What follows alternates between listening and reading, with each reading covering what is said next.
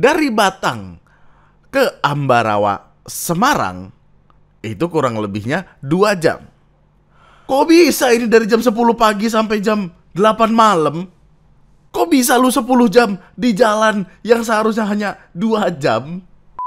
Objektif utama dari seorang laki-laki membawa keluarganya untuk pulang kampung adalah ya keluarganya harus ada di kiri dan kanannya dari berangkat sampai pulang lagi, gitu dong.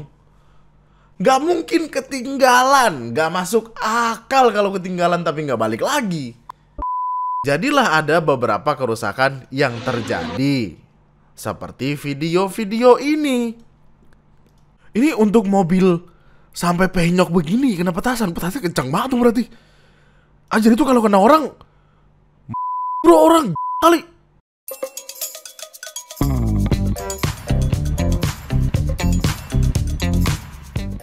Hai, selamat datang di video gue kali ini. Dan selamat datang kembali di TNM kawan-kawan. Selamat datang kembali di KDS BBS ketika dunia sedang baik-baik saja. Padahal tidak, dimana video kali ini didatangkan untuk mengisi hari-hari pertama lu kerja yang sangat nggak pengen itu ya.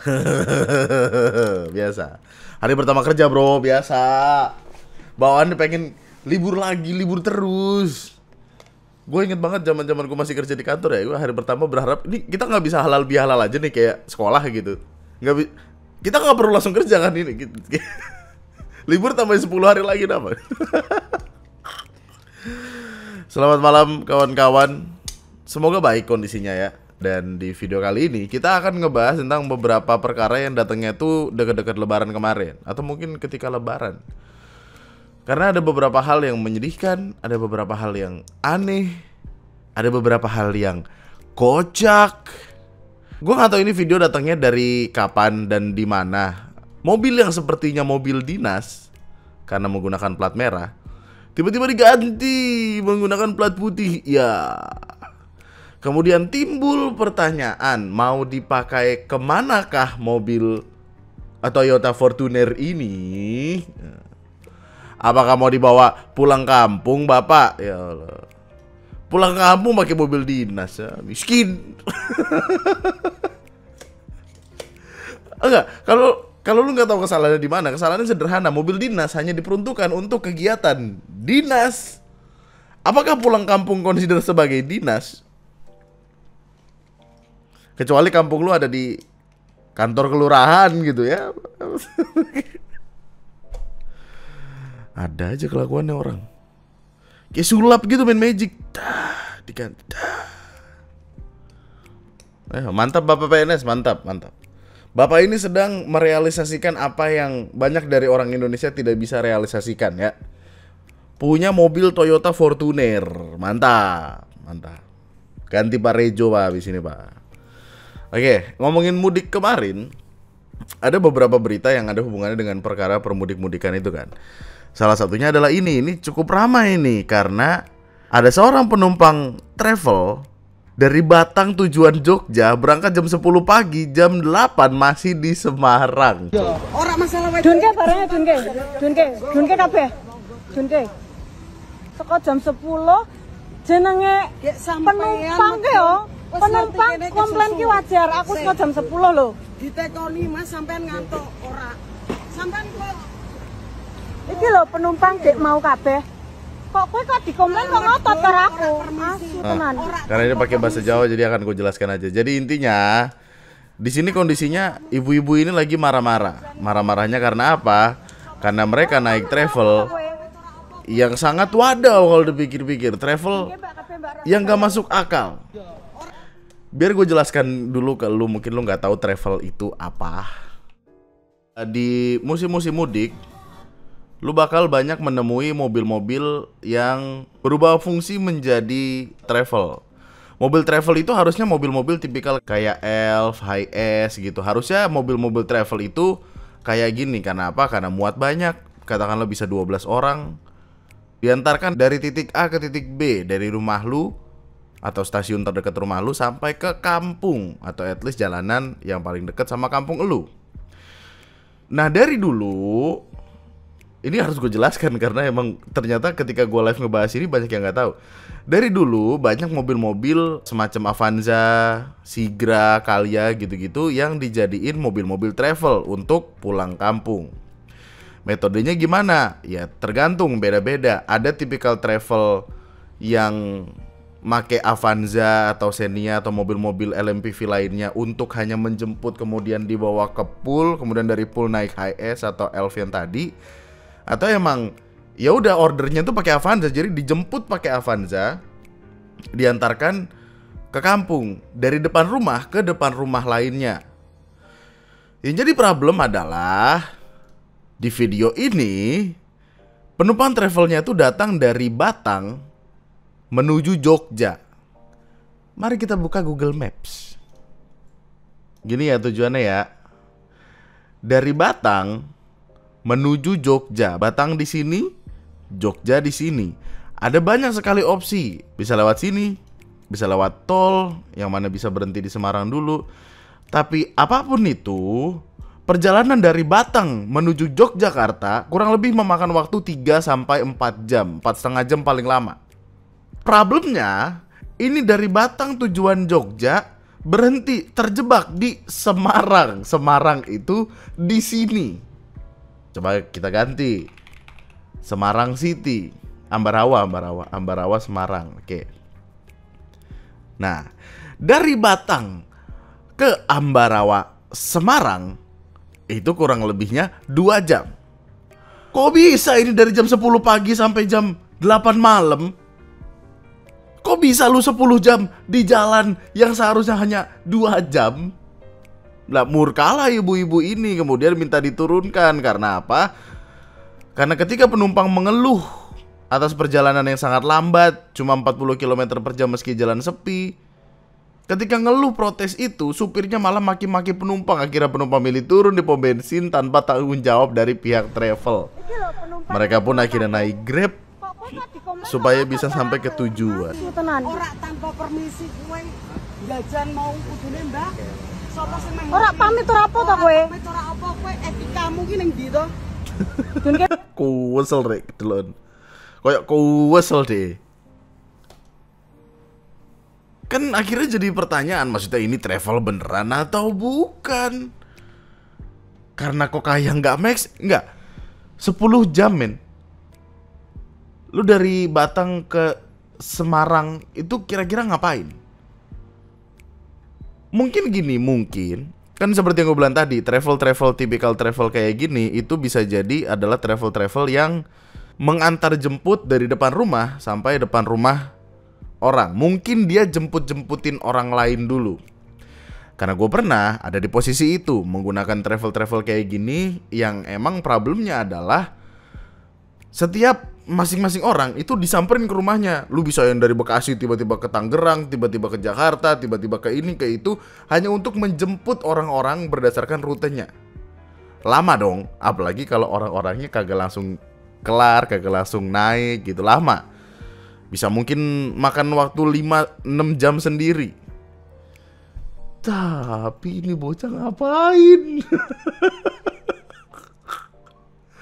Nah, statementnya adalah jalannya sangat lambat, 40 km per jam meski jalanan sepi. Oke, mungkin ada pemikiran-pemikiran di kepala lu yang kayak gini. Lah bagus dong biar gak ugal-ugalan lagi di jalan. Coba lu yang rasakan sendiri dah. Harusnya cepet. Tiba-tiba 10 jam, coba. Lu murka gak? Apalagi kita gak tahu nih dia lewat tol atau enggak. Kalau lewat tol, kan ada sebuah peraturan yang mana lu kalau mau di tol minimal 60. Ini kan tol luar kota ya, jadi kayak minimal 60, maksimal 100. Lu di 40 tuh lu di mana? Di mananya jalan? Kalau misalkan makan waktu 10 jam, coba dari Batang ke Jakarta. Batang ke Jakarta aja lu 5 jam. 10 jam udah bisa bolak-balik Batang Jakarta, balik lagi ke Batang. Gimana dah? Aduh. Ngapunten sebelumnya, Chen Aswo driver aku sebelumnya juga naik ini jurusan Semarang Jogja. Waktu di jalan emang gak jelas. Kondisi jalan sepi malah pelan. Bahkan sempat hampir berhenti tengah jalan sampai diklakson mobil belakang. Untung emang kagak danta bro. Dan itu kawan-kawan, Jadikanlah pelajaran untuk berhati-hati dalam memilih travel yang bener-bener aja. Gue paham sih kebingungan orang-orang, gue paham karena yang dikejar tuh budget gitu. Biasanya nggak yang gitu mahal karena travel kayak yang Avanza gini memang lebih murah daripada yang Elef atau yang HS. Gue nggak tahu. Cuma masalahnya risiko yang akan lo temukan adalah yang seperti ini.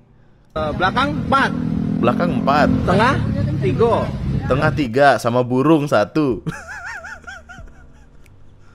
Mas, burungnya dijaga dong itu. Ya, awas kaki. Ya, sip. Om Deddy, makasih banyak. Pak Haji Yamin. Depan 3 lu lihat persnelingnya di mana. Ini persneling apa rem tangan sih? Persneling. Rada risih ya kalau.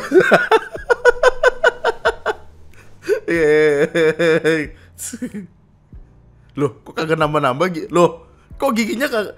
Bang, udah bang. Ya, Apa lagi di situ? kuning. Batu Raja. Iya, rem tangannya mana? Makasih ya, Apa Pak. rem tangan dilepas? Bu, makasih Bu. Yuk, Oh, rem tangan kalau jalan diturun, iya juga. Tapi kalau misalkan mau berhenti, oh setengah kopling, oh iya juga. Repot banget tuh. Insyaallah. Belakang 4. Tengah 3. Harusnya daripada di depan 3 tuh, yang di depan taruh tengah juga nggak sih 4? Dibilang gue pernah menemukan sebuah kasus di mana satu mobil isinya 11,5. 443. 443 tuh sama supir apa enggak ya? Pokoknya yang paling depan gedung baik. Ya ada lah. Aneh banget ah. Coba kita cari. Soalnya makin gokil men, makin hari itu kayak. Ah nih. Untuk kawan-kawan yang nggak tahu, ini namanya odol, overload over dimension ya. Lu nggak tahu sampai ada yang belakangnya motor diikat. Mana nih? Avanza isi 10. Belakang 3, tengah 3, depan 4. No, gokil, keren. Depan 4 nih, lu lihat tuh, depan 4, Bro. Duduk sebelahan sama supir.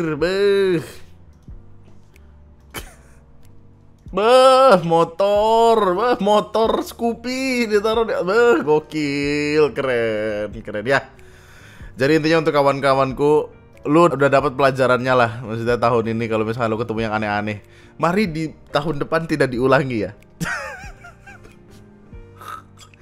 Pemudik bawa motor di atap mobil, ya Allah, Scoopy lo di, gokil, keren. Ya begitulah ya. Tuliskan pengalamanmu menggunakan travel di kolom komentar di bawah. Mantap. Aduh, tiba-tiba ini.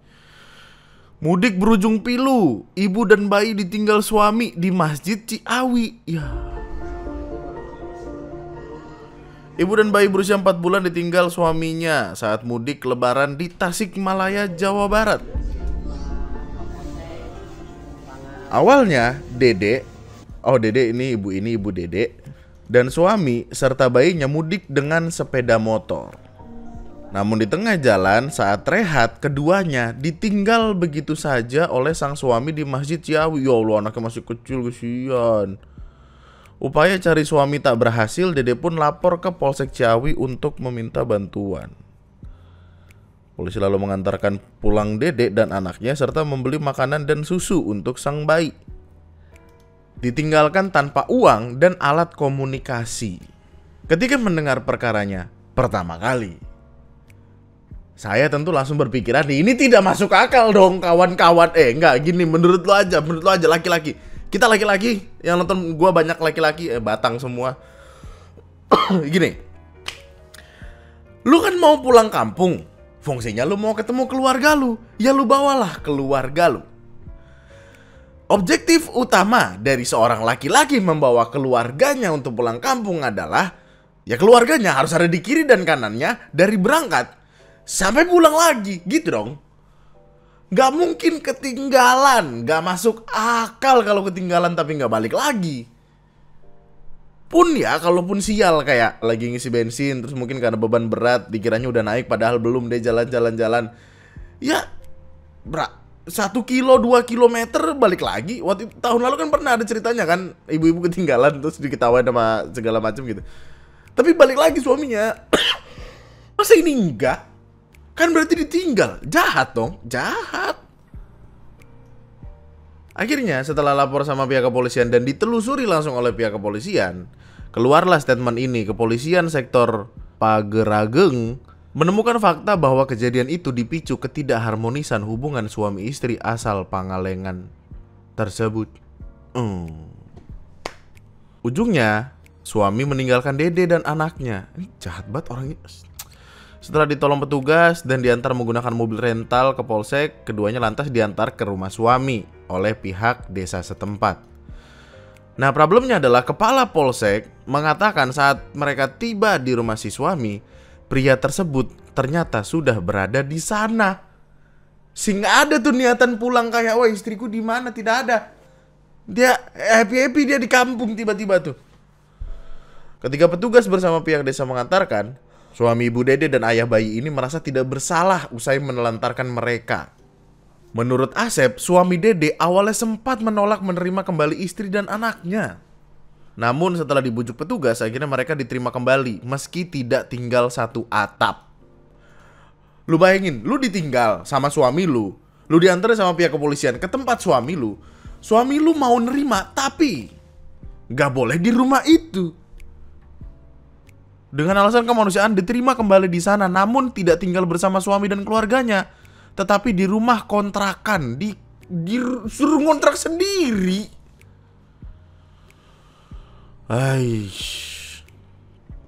Sebelum diketahui pasangan ini sempat cekcok. Dede yang berasal dari Tasik hendak dipulangkan ke kampung halamannya oleh suami. Diketahui Dede merupakan istri siri. Pria asal Pangalengan yang telah memiliki istri pertama dan 4 anak sebelum akhirnya bercerai. Meski statusnya istri siri, Dede dan anaknya tercatat dalam kartu keluarga bersama adik sebagai kepala keluarga. Ya artinya kan sudah keluarga. Lah berarti nggak siri dong. Kalau misalkan udah satu kakak gimana sih? Lu bayangin, anak lu 4 bulan umurnya, lu ditinggalin jam 3 pagi. Mereka sempat menginap di masjid. Saat pukul 3 dini hari, Dede kaget karena suaminya udah nggak ada. Akhirnya lapor polisi. Gini. Oke lah, dia ada problem di dalam keluarganya dan kita nggak boleh masuk ke dalam rumah tangga orang. Rumah tangga orang adalah urusan orang lain. Kita tidak berhak ngomong apapun terhadap rumah tangganya dia. Tapi kalau bisa-bisanya ninggalin anak 4 bulan sama istri lu, meskipun itu siri atau gimana, jam 3 pagi di tengah jalan yang dia nggak tahu di mana. Gila lu. Itu kalau kenapa-napa gimana? Stres, najis. Selain tadi diterima oleh sang suami, mertua Dede pun ternyata juga menunjukkan sikap serupa. Mertuanya tidak menyetujui kehadiran Dede. Pulangin yang baik, pulangin deh.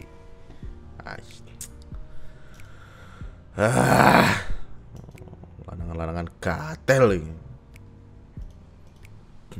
Yang lain.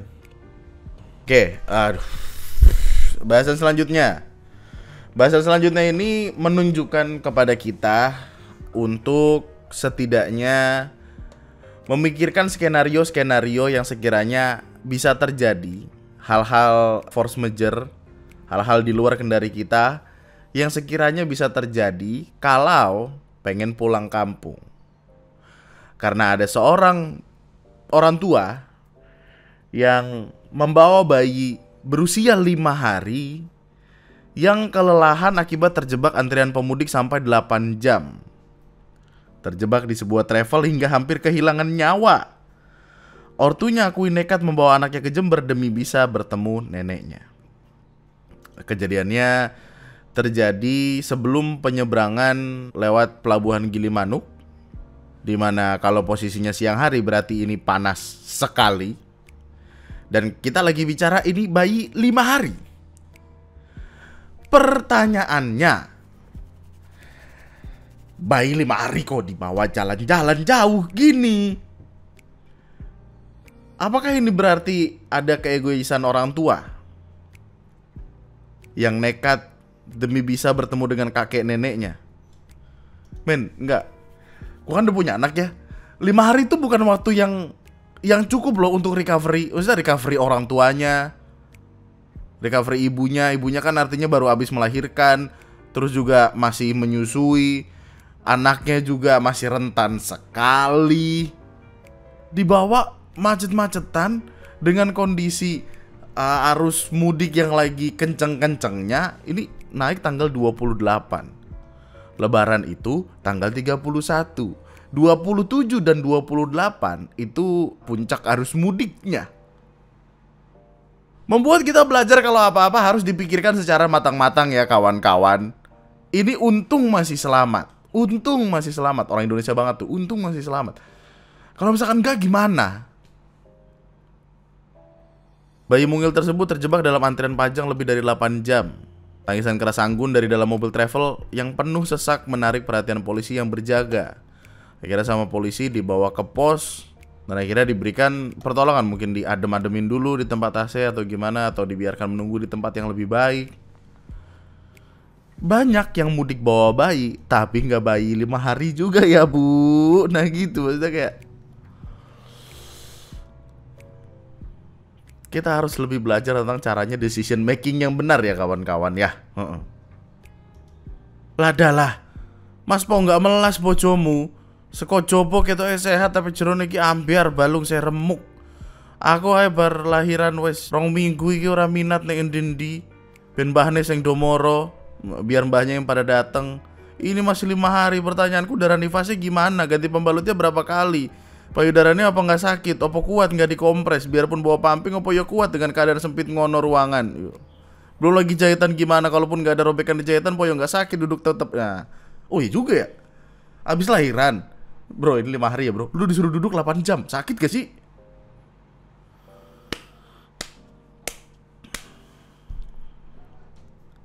Nekat men. Ini info ya, info buat laki-laki juga nih, buat kawan-kawan yang nantinya akan menikah dan punya istri dan punya anak.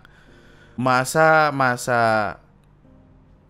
awal-awal menyusui itu akan rada memusingkan, karena bisa jadi kayak yang asinya mampet, dan ketika asinya mampet itu badan bisa panas. Like gue ngerasain, bener-bener ngerasain kayak pertama kali. Bini gue tiba-tiba badannya dingin, like dingin, es dingin, dia menggigil kedinginan. Gue bingung, loh kok bisa dingin, kenapa?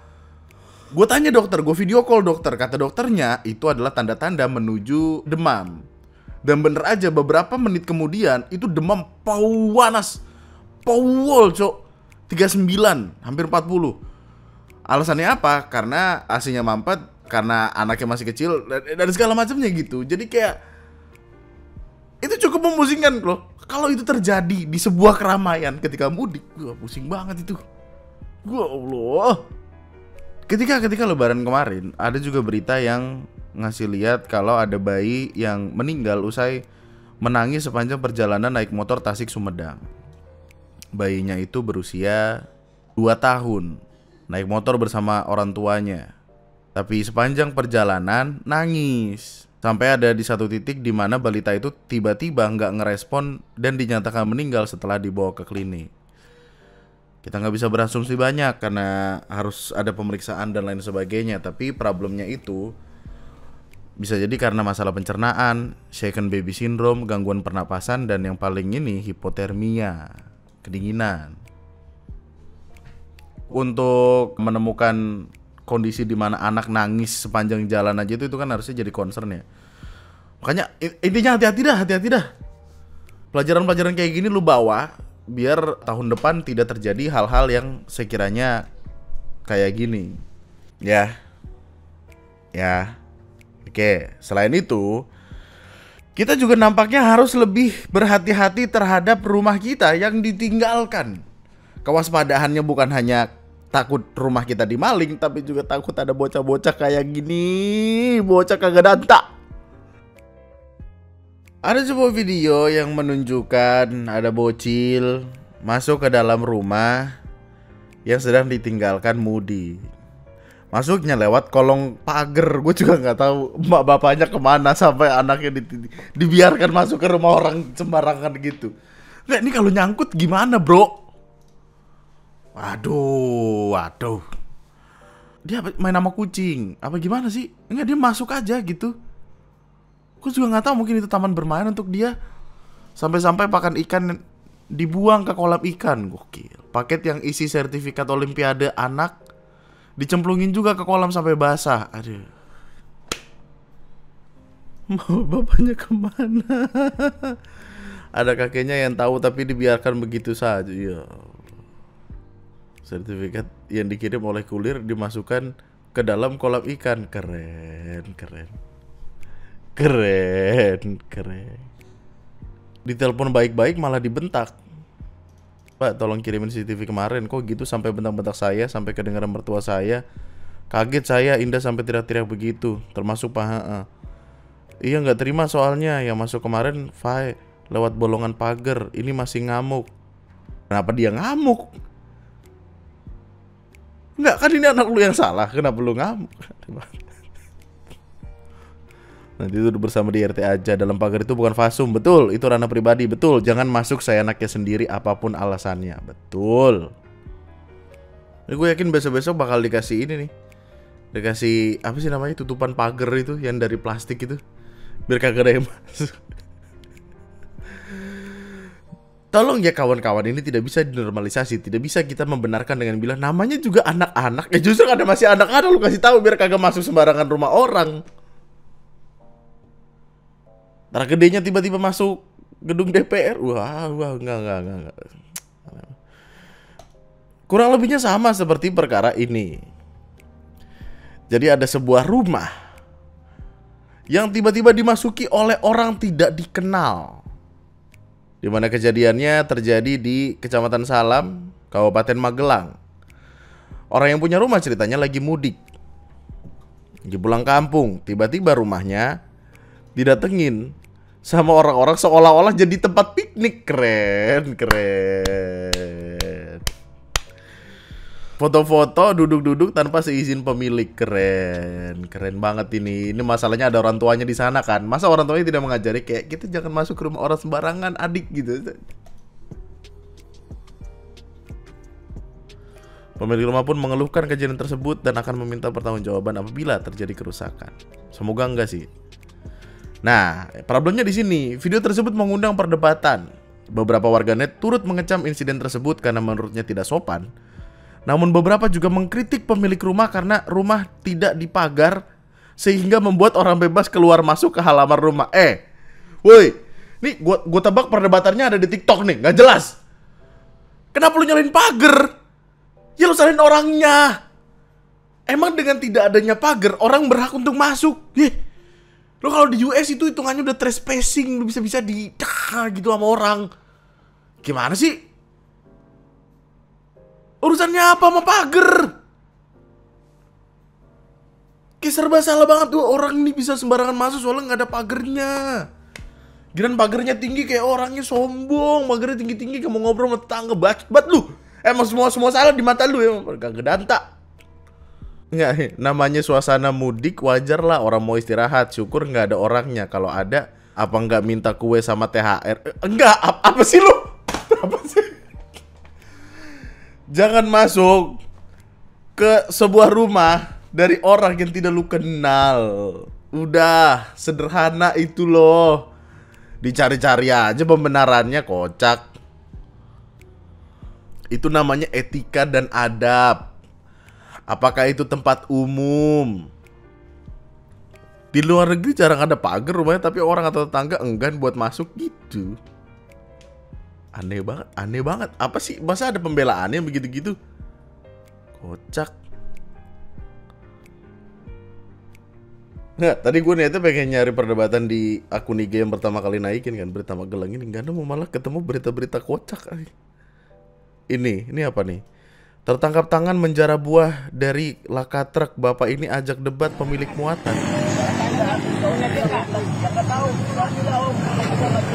Jadi ya ceritanya ada truknya ngebawa mangga Thailand, kecelakaan, jatuh. Ketika muatannya pengen dipindah ke truk lain, ada satu bapak, ada satu cowok ngambil mangga tersebut. Ditegur lah. Tapi bapak-bapak ini ditegur malah marah balik.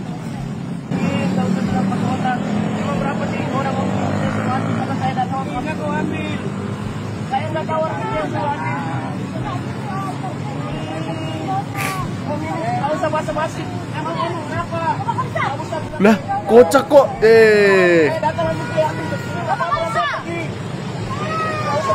Abang ambil nggak? Ibu ini yang punya dia. Saya nggak tahu dia suruh ambil. Dia yang punya. Saya nggak tahu. Wih, salah-salahan. Salah-salahan. Om yang punya. Ya. Saya bayar. Dia yang punya. Saya bayar. Udah kepala bisa. Kenapa? Giran digituin langsung pada ciut orang-orang. Langsung pada salah-salahan. Ya udah, Bol. Gak jelas banget dah. Kita kan emang udah sering lihat ya, maksudnya orang-orang yang datang terus ngejarah gitu. Ternyata begini ya kalau misalkan mereka dikonfront langsung. Kalau diomelin langsung ada aja alasannya ternyata ya. Berapa nih orang karena saya nggak tahu orangnya kau ambil. Saya nggak tahu orangnya kau ambil. Kayak nggak mau salah-salahan gitu. Maksudnya kayak kalau misalkan lu udah tahu lu salah, iya maaf pak, saya kira ini dibagiin, ternyata enggak. Gitu udah. Berdebat nggak pengen salah, kocak. Aneh banget.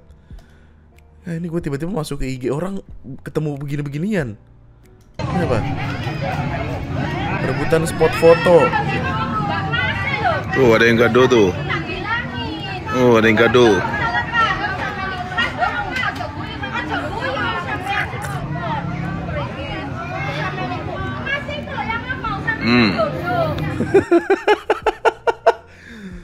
Ya, foto gantian bu, ya. Aduh, gua kalau di sana juga bingung. Iya bu, foto gantian. Gak usah berantem, pulang aja bu, pulang tidur. Tidur berantem mulu orang. Oke, kita berapa menit ini? Kita tutup deh perkaranya dengan bahasan ini. Dari info yang gua dapatkan di beberapa tempat di Jawa Tengah dan Jawa Timur, Jawa Tengah dan Jawa Timur ya. Jawa Timur. Ada beberapa tradisi tahunan yang biasa dilakukan menjelang Idul Fitri. Dan tradisi tahunannya adalah menerbangkan balon udara.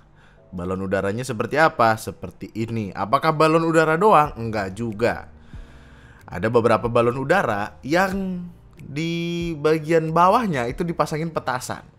Jadi nanti niatnya ketika terbang akan ada petasan. Dar gitu. Problemnya adalah tidak semua sesuai maunya kita, ya. Jadilah ada beberapa kerusakan yang terjadi. Seperti video-video ini. Yang pertama itu ada di Tulungagung. Kejadiannya 2 April 2025. Jadi kronologis kejadiannya ada 7 anak di bawah umur menerbangkan balon udara berisi 10 petasan. Balon gagal terbang tinggi karena kelebihan beban dan meledak saat masih terbang rendah. Petasan-petasan tersebut kemudian jatuh ke rumah warga dan menghancurkan rumah warga tersebut. Mobil lo sampai pecah. Ini untuk mobil sampai penyok begini kena petasan. Petasan kencang banget tuh berarti. Anjir, itu kalau kena orang mati bro, orang gila kali. Buset. Lampu rem pecah. Buset. Kerusakan mencakup atap rumah, kaca pecah, serta 1 mobil yang rusak berat. Total kerugian diperkirakan 100 juta rupiah. Damn. Para terduga pelaku masih di bawah umur membuat sendiri balon udara bocil dan menerbangkannya untuk huru-hara menyambut lebaran. Balonnya berukuran sangat besar, namun karena dibebani 10 petasan ukuran besar nggak mampu terbang tinggi. Niatan awalnya supaya bisa petasannya meledak di udara karena beban terlalu berat. Balon udara terbang rendah, waktu meledak turun ke bawah. Ya. Akhirnya ada mediasi antara orang tua terduga pelaku dan korban. Para orang tua sepakat untuk bertanggung jawab menanggung semua kerusakan. Meskipun demikian tetap dilakukan penyelidikan. Dimana akhirnya ada 7 anak ditetapkan sebagai tersangka. jadi tersangka kan. 2 ditahan, 5 lainnya masih anak-anak, jadi tidak ditahan. Gimana? Ya, pentingnya ngapa-ngapain mikir dulu ya kawan-kawan ya. Nggak sembarangan kayak dar, wah seru sekali, wah aku dar, wah seru sekali. 16 tahun, 17, 14 ya. Yang ditangkap yang 20 sampai 19 tahun. Yang tanggung jawab paling gede ya. Ditangkap. Pasalnya pasal Undang-Undang Darurat Republik Indonesia sama Undang-Undang tentang penerbangan dengan pidana paling lama 2 tahun 8 bulan. Ini kayaknya nggak nyampe sih, maksudnya bocil. Tapi ya, masih kecil dari penjara bro. Aduh, gara-gara petasan lagi. Nah masalahnya kejadian juga nih di Malang. Nah, kalau yang di Malang, balon udaranya ini terbang kemudian tersangkut.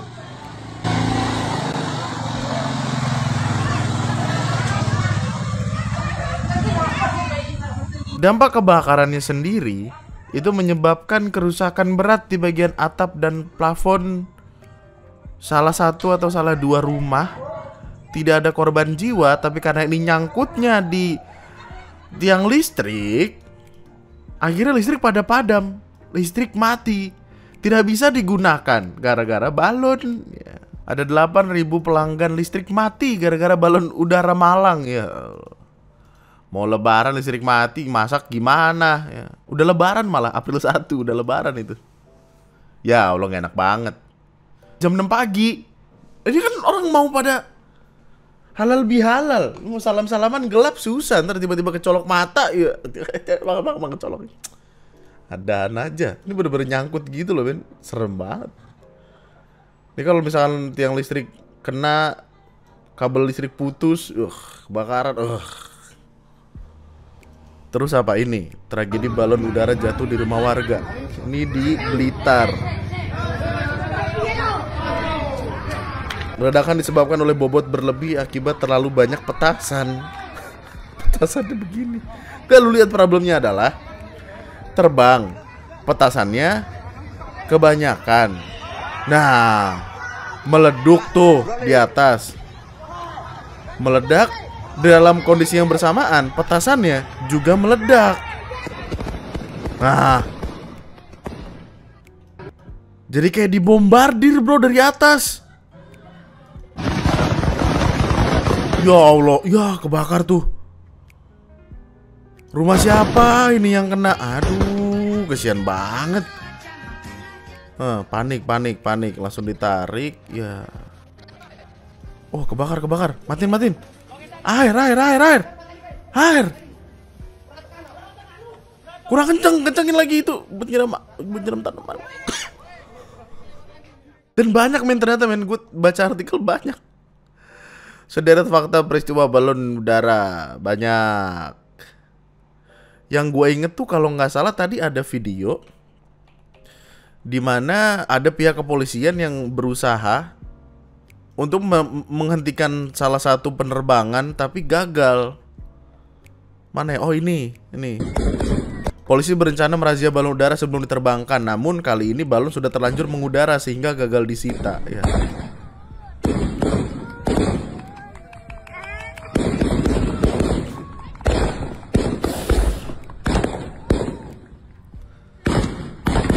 Perkaranya adalah kenapa yang kayak gini tidak diperbolehkan secara hukum adalah karena berbahaya. Udah sederhana banget, berbahaya. Tindakan masyarakat menerbangkan balon udara tanpa dibekali pengetahuan yang cukup dapat membahayakan penerbangan dan merugikan masyarakat. Peraturan Menteri Nomor 40 Tahun 2018, penggunaan balon udara dalam kegiatan budaya masyarakat harus mengikuti aturan ketat. Di antaranya balon wajib ditambatkan, tidak mengandung bahan peledak, dan diterbangkan di lokasi yang aman dan jauh dari bandara. Melanggar bisa dipidana sampai 20 tahun. Dan problemnya harus ditambatkan dengan tali biar nggak terbang bebas kemana-mana. Apakah di tempat kamu masih ada yang kayak ginian kawan-kawan? Tuliskan di kolom komentar di bawah. Karena takutnya jadi perdebatan gitu. Soalnya banyak tempat menjadikan ini seperti budaya. Dan kalau misalkan tiba-tiba ada orang datang dengan bilang kayak, enggak ini nggak boleh, kan takutnya malah kita yang diomelin gitu loh maksudnya. Oke, kita tutup dengan yang kocak-kocak. Oke, tutup dengan yang kocak-kocak. Dua pria di Sukabumi diduga curi HP, ketahuan usai update status dan live streaming di akun TikTok korban. Nah, lucu dong. Lucu dong. Terdengar lucu dan tolol sebenarnya ya. Jadi maling tolol, kurang riset, kurang jam terbang begini nih. Intinya pihak kepolisian menangkap 1 dari 2 terduga pelaku pencurian. Jadi kronologisnya adalah ada korban namanya A kehilangan HP hari Kamis tanggal 3 April saat rumahnya dalam kondisi renovasi. Setelah kehilangan handphone, keluarga korban merasa curiga dengan adanya update status di akun TikTok milik korban. Padahal HP tersebut kan sedang hilang. Handphonenya kan hilang, kemudian akun TikTok korban sempat update dengan status orang-orang nggak dikenal dan live streaming yang menampakkan wajahnya. Sangat blow on. Setelah ditelusuri, ada salah seorang yang dikenali dalam status itu dan kemudian disusul ke pria yang berinisial S yang diduga pelaku. Tapi S nggak ketemu, akhirnya berkembang ke pelaku lagi berinisial S alias E yang kemudian diamankan. Awalnya niatnya pengen dimediasi karena kan korban cuma pengen HP-nya balik. Tapi karena banyak orang yang kepo dan desa menjadi tidak kondusif, apalagi selama bulan Ramadan sering terjadi kehilangan, kayaknya orang udah gatel pengen mukulin. Jadi kayak, oh kita bawa ke polsek aja, mediasi di polsek gitu. Dan akhirnya orang yang ditangkap, sedangkan ada 1 orang yang masih buron. Bayangkan, ada orang maling HP. Biasanya kalau orang maling HP gimana sih, kan datanya dimatiin, semua dicabut-cabutin apa segala macem. Ini dia dibuka sama dia live TikTok. Oh, kok dia bisa tahu passwordnya? Apa nggak dikunci?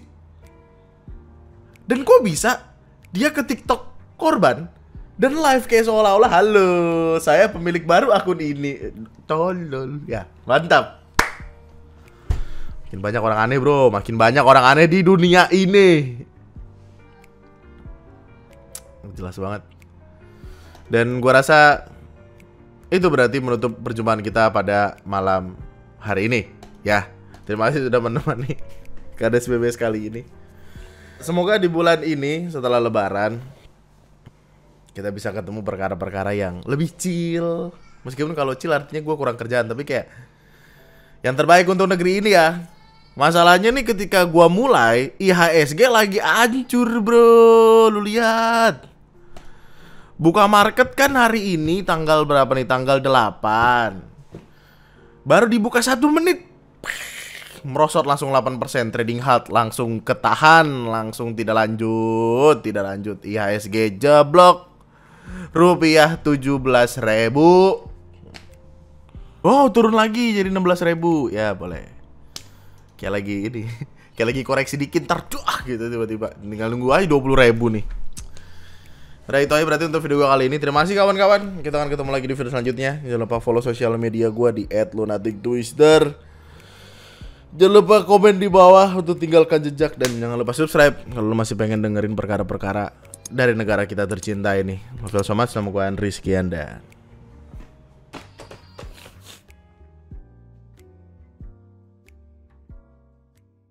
gak perlu orang pinter, yang penting punya akal sehat dan cinta rakyat. Mantap.